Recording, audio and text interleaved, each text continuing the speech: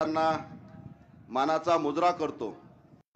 आजच्या या बुलढाणा लोकसभेचे शिवसेनेचे महाविकास आघाडीचे अधिकृत उमेदवार आदरणीय नरेंद्रभाऊ खेळेकर यांच्या प्रचारासाठी नुकतेच आता आदरणीय आपले पक्षप्रमुख उद्धव साहेब यांचं आगमन होत आहे। मंचकावर असलेले सर्व महाविकास आघाडीचे पदाधिकारी आणि समोर उपस्थित असलेले ज्यांच्या भरोशावर हा विजयी रथ आपल्याला प्राप्त करायचा आहे असे सर्व समोर असलेले महाविकास आघाडीचे सर्व पदाधिकारी बंधूंनो, प्रतापराव जाधवना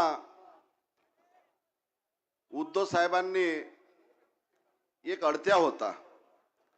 प्रतापराव जाधव एक साधारण अडत्या माणूस होता आणि अडत्याच्या बाबतीत शेतकऱ्याची काय प्रतिमा असते शेतकऱ्यांना सांगता नाही, परंतु एका अडत्याला उद्धव साहेबांनी तालुका प्रमुख केलं, जिल्हा प्रमुख केलं, आमदार केलं, खासदार केलं, मंत्री केलं, पण अडत्यानं अडत्याची अवकात दाखवली। आणि कशा पद्धतीनं या अडत्यानं तुमचा घात केला, पक्षाचा तर घातच केला, परंतु या मतदारसंघातल्या ज्या मताधिकाऱ्यांनी, ज्या शिवसैनिकांनी, ज्या शेतकऱ्यांनी या अडत्याला सतत मतदान केलं, या अडत्यानं त्या मतदाराचा सुद्धा घात केला। मतदारासंघ बेमानी करणं, पक्षाची बेमानी करणं म्हणजे आईच्या दुधासंग बेमानी करणं होय। आणि या प्रतापरावनी या अडत्यानी आपल्या आईच्या दुधासंग बेमानी केली हे म्हणण्यात काही वावग नाही। 2014च्या लोकसभेच्या निवडणुका आपण पाहिल्या। 2014ला शिवसेना भारतीय जनता पार्टीची युती होती आणि एक देशाचा पंतप्रधान, एक हिंदुत्वाचा व्हावा आणि शेतकरी हिताचा व्हावा म्हणून तुम्ही आपण सर्वांनी 2014ला या प्रतापरावांना, मोदीजींना मतदान केलं आणि देशाचा पंतप्रधान एक हिंदुत्वाचा व्हावा आणि हिताचा व्हावा म्हणून तुम्ही आपण मतदान केलं। मोदीजीने काही या महाराष्ट्राचा विकास केला नव्हता, काही या जिल्ह्याचा विकास केला नव्हता आणि शेतकरी हिताचे निर्णय घ्यावे म्हणून तुम्ही आपण मोदीजींना मतदान केलं। आणि मोदीजींना आपल्याला स्वप्नही तसेच दाखवले। जसं मुंगी लाल के हसीन सपने म्हणतो तसं मोदीजीचे हसीन सपने। मग मोदीजीने 2014ला आपल्याला कोणतं स्वप्न दाखवलं? मोदीजीने 2014ला शेतकऱ्याच्या खात्यामध्ये आम्ही 15 लाख रुपये टाकू आणि शेतकऱ्याच्या मालाला दाम दुप्पट भाव देऊ असं स्वप्न देशाच्या पंतप्रधानांनी 2014ला दाखवलं। जेव्हा देशाचे पंतप्रधानपदी विराजमान झाले, या जिल्ह्यातला, या महाराष्ट्रातला, या देशातला सर्व शेतकरी एक स्वप्न पाहायला लागला की मोदीजींना आम्हाला स्वप्न दाखवलं की आमच्या खात्यामध्ये 15 लाख रुपये टाकेल आणि या देशातला संपूर्ण शेतकरी स्वप्न पाहायला लागला की माझ्या खात्यामध्ये 15 लाख रुपये येतील आणि मी माझ्या मुलाचं, मुलीचं लग्न थाटामाटात करेल असं एक प्रत्येक शेतकरी या देशातला स्वप्न पाहायला लागला। आणि शेतकरी स्वप्न असताना एका पत्रकाराने भारतीय जनता पार्टीचे राष्ट्रीय अध्यक्ष अमित शहाना प्रश्न विचारला कि आप किसान के खाते में 15 लाख रुपए डाल रहे थे, उसका क्या होगा? बंधुओं, भारतीय जनता पार्टीचे अमित शाह यांनी उत्तर दिलं होतं की वो चुनावी जुमला था, वो चुनावी जुमला था। म्हणजे आपल्या शेतकऱ्याच्या भावनाशी हात घालायचा, आपल्याला मतदान मागायचं, आपल्याला आमिष दाखवायचं, आपल्याला प्रवृत्त करायचं आणि नंतर म्हणायचं की वो चुनावी जुमला था। हा झाला मोदीजीचा 2014चा फंडा। म्हणजे पहा, देशाच्या पंतप्रधानांनी कसे वेगळे वेगळे फंडे वापरले। 2014चा फंडा झाला, मग आता 2019ची निवडणूक आली, मग आता शेतकरी आपल्याला मत करणार नाही, शेतकऱ्याची फसवणूक केली, मग मोदीजीने 2019ला दुसरा फंडा आणला। तुम्ही पहा, दर निवडणुकीला मोदीजी वेगळे वेगळे फंडे घेऊन येतात। जो 2014ला घेतला तो 2019ला घेत नाही। मग आता 2019ला मोदीजीने दुसरा फंडा आणला। फंडा म्हणजे ये देश में, हिंदुस्तान में ये घर ऐसा नहीं रहेगा कि जिसका पक्का घर नहीं होगा, वो भी कब तक? 2022 तक। ये मोदी जी का सपना है, ये मेरा वर्थ है। हे कोण बोललं? देशाचे पंतप्रधान मोदीजी बोलले। ये देश में, हिंदुस्तान में एक घर ऐसा नहीं रहेगा कि जिसका पक्का घर नहीं होगा, वो भी 2022 तक। ये मोदी जी का सपना है, ये मेरा वर्थ है, हे देशाचे पंतप्रधान बोलले।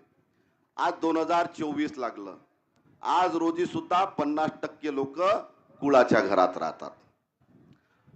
पण मोदीजीची सांगायची पद्धत पा कशी आहे। आमच्या बरेच महिला आमच्या खामगाव मतदारसंघातल्या दिलीप भाऊ सानंदाच्या इथं बसलेल्या आहेत।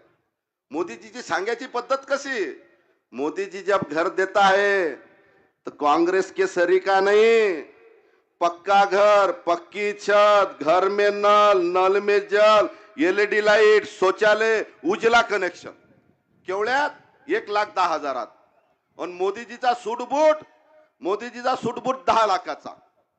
हा झाला मोदीजीचा दुसरा फंडा। तुम्ही पहा कशा पद्धतीनं भारतीय जनता पार्टी तुमच्या आपल्या समोर वेगळे वेगळे फंडे घेऊन येते आणि आपली दिशाभूल करते। आता 2024 ची निवडणूक आली, देशाच्या पंतप्रधानाला वाटलं आपण 2014 ला शेतकऱ्याची फसवणूक केली, 2019 ला कुळाच्या घरावाल्याची फसवणूक केली। मग आता कुळाचे घर आपल्याला मतदान करणार नाही, शेतकरी आपल्याला मतदान करणार नाही। मग देशाच्या पंतप्रधानाने तिसरा फंडा 2024 ला आणला। तिसरा फंडा कोणता? देशाच्या पंतप्रधानाला वाटलं प्रत्येक पुरुष महिलाचं ऐकते, मग देशाच्या पंतप्रधानांनी तिसरा फंडा आणला 50% महिला आरक्षण। आता जसं 50% महिला आरक्षण आलं तसे आमच्या महिला लागल्या की आता आम्हाला लोकसभा लढायला चान्स भेटते। नंतर समजलं की 2029 ला 50% महिला आरक्षण आहे। म्हणजे पहिले मला देशाचं पंतप्रधान 2024 ला करा, मग 29 ला 50% आरक्षण। हा झाला तिसरा फंडा। तुम्ही पहा दर निवडणुकीला भारतीय जनता पार्टी वेगळे वेगळे फंडे घेऊन येते। आता असे तर वेगळे अनेक फंडे काढलेत त्यांनी। अक्षय दिनचा हा तर विषयच बंद झाला, 10 वर्ष झाले। आता विकसित भारत आणला, आता अक्षय दिन म्हणणार नाही, आता विकसित भारत। म्हणजे दर निवडणुकीला वेगळे वेगळे प्रेझेंटेशन भारतीय जनता पार्टी करते। जसं आपण म्हणतो बोलक्याचे बोंड खपतात, तसा हा बोंडा खपू राहिला देशाच्या पंतप्रधान। म्हणजे कशा पद्धतीनं आता चौथा फंडा रोज टीव्हीवर चालू आहे। चौथा फंडा कोणता? मोदी जी की गारंटी। मोदी जब गारंटी देता है पूरी करता है। स्वतः मोदीजीच म्हणतात मोदीजीला, सर्वसामान्य शेतकरी नाही म्हणत, स्वतः मोदीजीच म्हणतात मोदीजीला कि मोदी जी की गारंटी, मोदी जब गारंटी देता है तो पूरी करता है।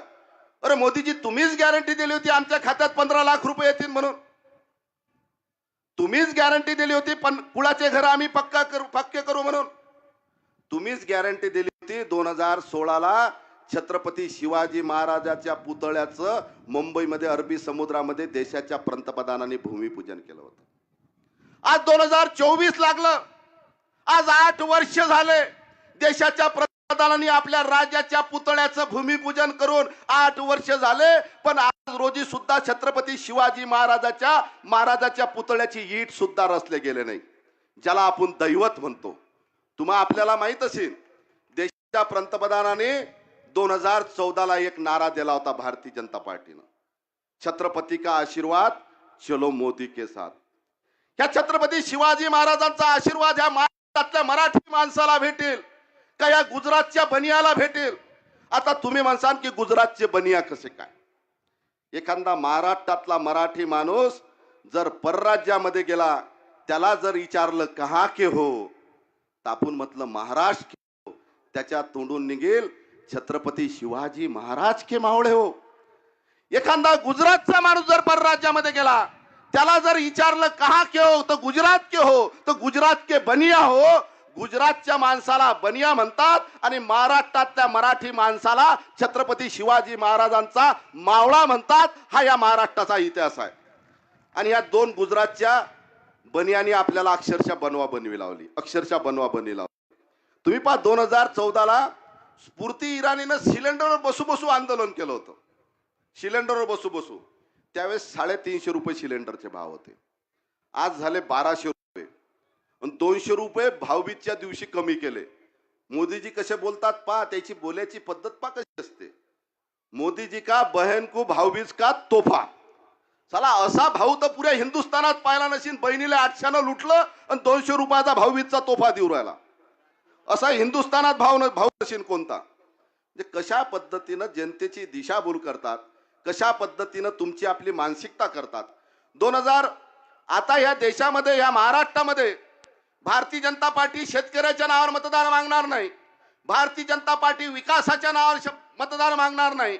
भारतीय जनता पार्टी शेतकऱ्याच्या बाबतीत ब्रश शब्द सुद्धा काढायला तयार नाही. भारतीय जनता पार्टी मतदान मागेल तर जातीच्या नावावर आणि धर्माच्या नावावर आणि प्रभू रामचंद्राच्या नावावर मतदान मागेल. अरे प्रभू रामचंद्र आमचे दैवत, प्रभू रामचंद्र या हिंदुस्थानातला प्रत्येक माणसाचं दैवत आहे. पण खऱ्या अर्थानं जर प्रभू रामचंद्राचा आदर्श जर कोणाला घ्यायचा असेल तर तो मोदीजींनाच घ्यावा लागते. कारण की प्रभू रामचंद्र एक वचनी एक पत्नी.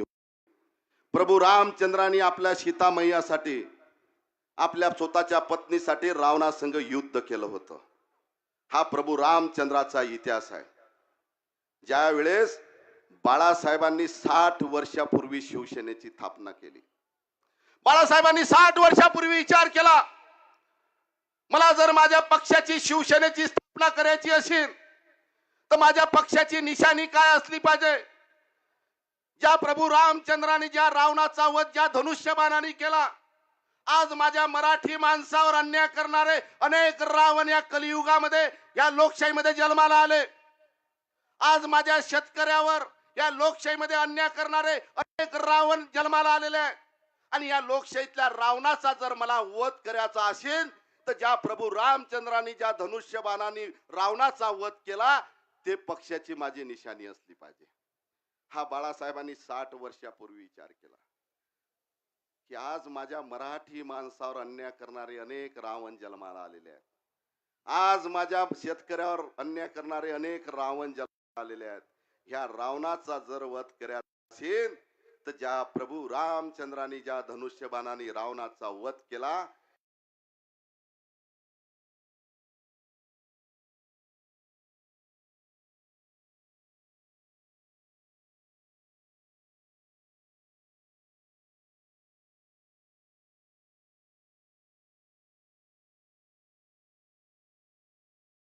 भारतीय जनता पार्टीनं आणि ह्या गद्दारानं केलं, तर ह्या भारतीय जनता पार्टीला सुद्धा आपण रावण म्हटलं पाहिजे.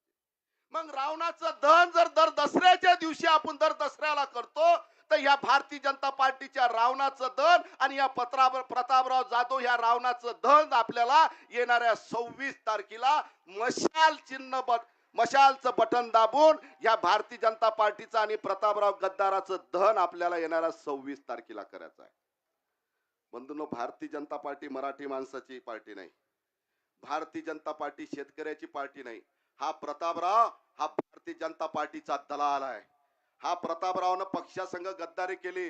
अरे प्रतापरावला एवढं प्रेम उद्धव साहेबांनी दिलं की विधानसभेचे कोरे एपी फॉर्म बुधोन भाऊ प्रतापराव जोड दिले.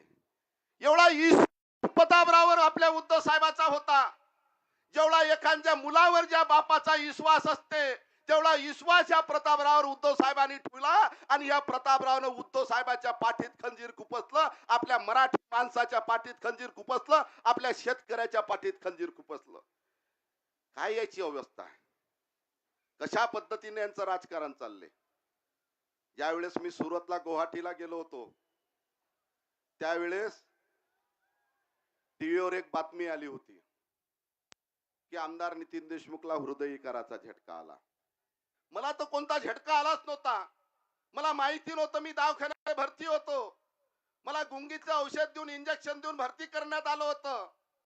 परंतु नितीन देशमुखला हृदयविकाराचा झटका आल्याचं कारण टीव्हीवर कशामुळे देण्यात आलं होतं? कारण की काही कोणता माझा घातपात करण्याचा विचार ह्या प्रतापराव गद्दार पार्टीचा तर नव्हता.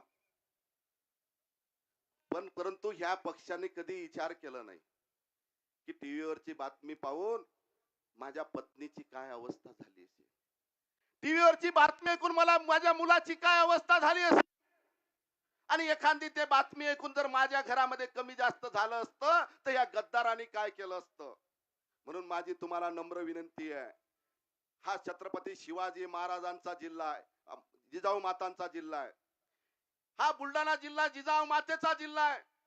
जिजाऊ मातेने छत्रपती शिवाजी महाराज या जिल्ह्यामध्ये घडवले आणि छत्रपती शिवाजी महाराजांनी गद्दाराला कधी सोडलं नाही. तो गद्दार कोण होता त्याचा विचार केला नाही. गद्दार हा गद्दार असते. माझी तुम्हाला नम्र विनंती आहे की सर्व जिजामातेचे लेकर आपण इथं बसलेलो आहोत. आपल्याला या गद्दाराला जर पायचीत करायचं असेल तर आपल्याला स्वस्त घरामध्ये बसून चालणार नाही. तुम्ही आपण मतदान करणार याच्याबद्दल शंका नाही, पण एक वनवा पेटला पाहिजे आणि गावागावात जाऊन आपण पेटून उठलो पाहिजे की या गद्दाराला पायचीत आपण केलं पाहिजे, ज्यांनी छत्रपती शिवाजी महाराजांच्या या जिजामातेंच्या जिल्ह्या संघ गद्दारी केली, ज्यांनी आपल्या संघ गद्दारी केली, ज्यानं उद्धव साहेबांसंघ गद्दारी केली. गावागावात जाऊन आपण बैठका घेतल्या पाहिजे, एक वनवा पेटला पाहिजे आणि ह्या अडत्याला पुन्हा त्या अडत्यामध्ये पाठवलं पाहिजे. एवढीच तुम्हाला नम्र विनंती करतो आणि माझे 2 शब्द संपवतो. जय हिंद, जय महाराष्ट्र. खूप खूप धन्यवाद नितीन भाऊ. आपण वेदना जाणवल्या, आपण ज्या पाहिल्या, पण तरी सुद्धा आपण या गद्दाराच्या